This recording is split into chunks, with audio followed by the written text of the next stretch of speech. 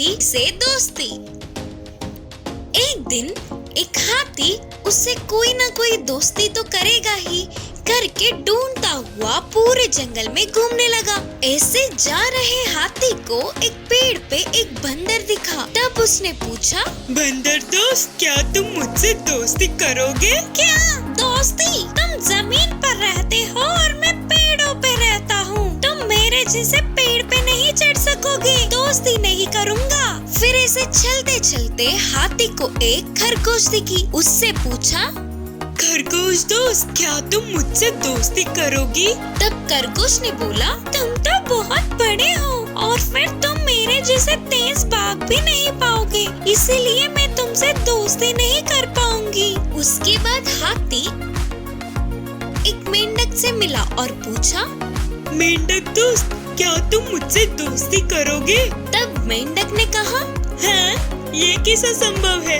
तुम मुझ जैसे उछल नहीं सकोगे। मैं तुमसे दोस्ती नहीं करूँगा। फिर हाथी एक लोमड़ी से मिला। लोमड़ी दोस्त, तुम मेरे दोस्त बनोगे? उसने कहा, हाथी भाई, मुझे माफ करें, आप बहुत बड़े हो, मैं आपसे दोस्ती नहीं कर सकूंगा। ऐसे हाथी ने जंगल में दिखे हुए सभी पशु पक्षियों से पूछा और वे सभी कोई न कोई कारण देकर हाथी की दोस्ती को स्वीकार नहीं किया। इससे हाथी उसके साथ किसी ने भी दोस्ती नहीं की करके बहुत दुखी हुआ। उसके अगले दिन ही जंगल के सभी जानवर भाग रहे थे।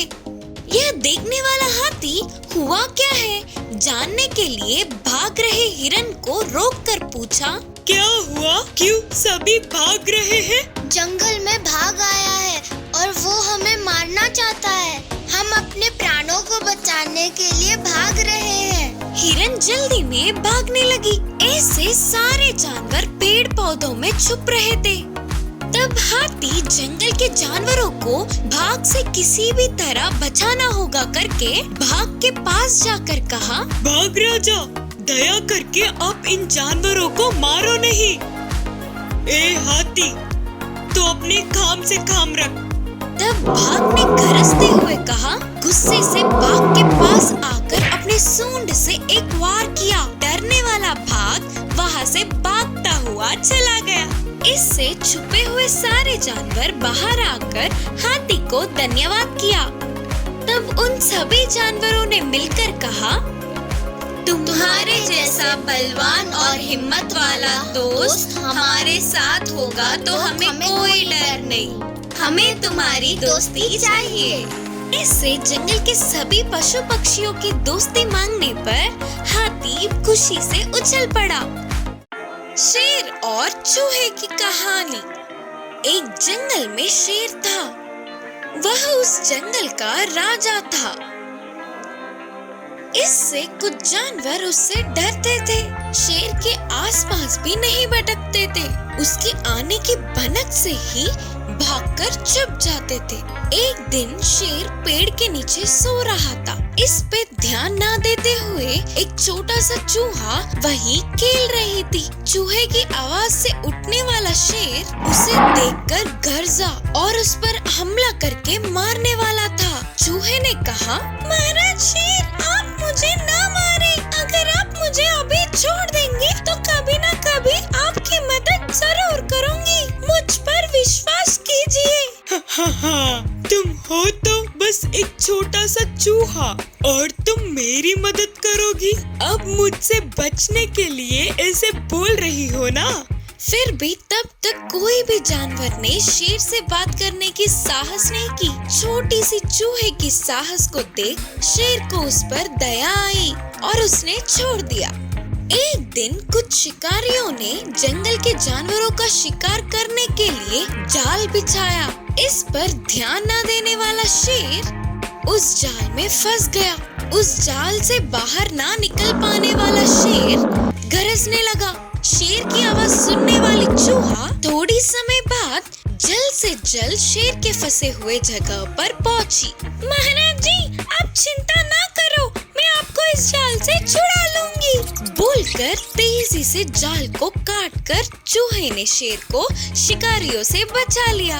चूहे की मदद से जान से बचने वाले शेर के मन में पश्चाताप हुआ। छोटी प्राणी होने के कारण मैंने उस चूहे को नीचा दिखाया, लेकिन अगर मैं उस दिन इसको मार देता तो आज मैं उन शिकारियों के हाथ लग जाता, तब तो मेरी जान पे बनाती। तब से शेर उस चूहे से दोस्ती करने लगा।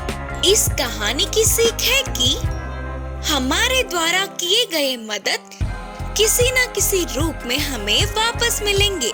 गाय और बाघ की कहानी। एक गांव में एक गाय रहती थी। वह सबसे मिलजुल कर रहती थी, हमेशा अपने मालिक की बात को मानते हुए पालतू जानवर की तरह भरोसेमंद थी। एक दिन उसके जंगल में घास चरते समय उधर ही आए हुए बाघ की नजर उस पर पड़ी। इतनी सुंदर और पुष्ट गाय को देखते ही बाघ को तब तक की भूख वह गाय पे चढ़ने जा रहा था।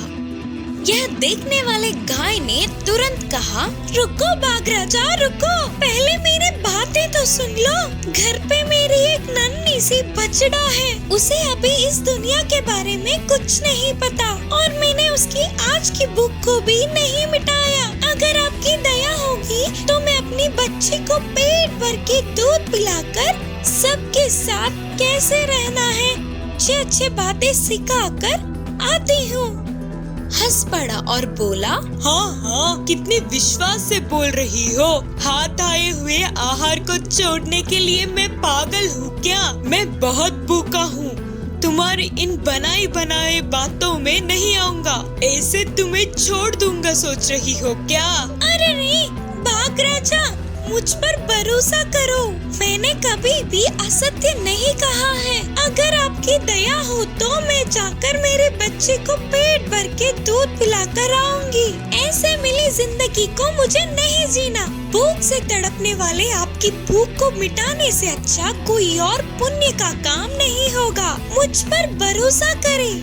हंस पड़ा और बोला, ठीक है तुम अभी जाओ, लेकिन वापस नहीं लौटे तो फिर कभी न कभी तो तुम मेरे हाथ लगोगी ही ना, तब देख लूंगा। उन बातों से खुश होने वाली गाय जल्दी घर पहुंचकर अपनी बच्ची को पेट भर के दूध पिलाते हुए कहा, बच्चे यही हमारी आखिरी मुलाकात है, अच्छे से रहना, बुद्धिमान बनकर मालिक की मदद करना, सबसे अच्छे से रहना, कोई लड़ाई मत कर, कभी भी किसी भी चीज के लिए झूठ मत बोल, हमेशा सच्चाई का साथ देना और वही तुम्हारी रक्षा करेगी। सबसे अच्छा नाम कमाना और अपनी जिंदगी को साकार बनाना। बोलते हुए उसे कुछ चीजें समझा सिखाकर वह वापस जंगल लौटने लगी। वही जंगल में गाय की इंतजार करने वाले बाघ को दूर से गाय आती हुई दिखी। वह चौंक कर बोला, आहा, ये गाय कितनी भरोसेमंद है, अपनी बात की पक्की है, मेरा आहार बनने के लिए वापस आ रही है। वह अपनी प्राणों से भी ज्यादा अपने वचन को पूरा करने वाली गाय कितनी महान है। ऐसी सत्यवादी को मैं मारूंगा तो मेरे सिर पर पाप चढ़ेगा, पाप करके बाघ ने सोचा। गाय के नजदीक आते ही बोला, हे महान गाय, तुम कितनी सत्यवादी हो, अपनी वचन के लिए, बात के लिए अपने प्राणों की भी चिंता ना करते हुए मेरा आहार बनने के लिए आई हो। अगर मैं तुम्हें मार दूंगा तो मुझे महापाप चढ़ेगा। तुम्हें छिड़ाने के लिए मुझे माफ करना। मेरी भूख आज नहीं तो कल कैसे भी बुझा लूंगा। तुम अपने घर जाकर अपने बच्चे के साथ आराम से जीना। तब गाय खुशी से घर जाकर अपने बच्चे के साथ हमेशा खुशी खुशी से रहने लगी। इस कहानी की सीख है कि अगर हम अपनी बात पर अड़े रहे तो उसका फल हमें जरूर मिलता है।